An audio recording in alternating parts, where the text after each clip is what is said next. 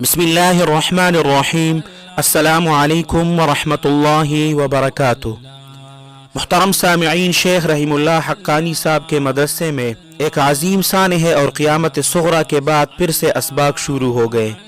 جو طلباء شہید ہوئے ان کی نشستیں خالی ہے، اور جو زخمی ہیں ہاسپٹل میں پڑے ہوئے ہیں ان کی نشستیں بھی خالی ہیں۔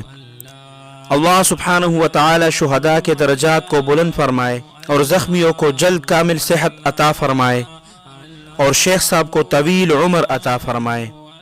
یہ پھول اپنی لطافت کا داد پا نہ سکا، یہ پھول اپنی لطافت کا داد پا نہ سکا، کلا ضرور مگر کل کے مسکرا نہ سکا۔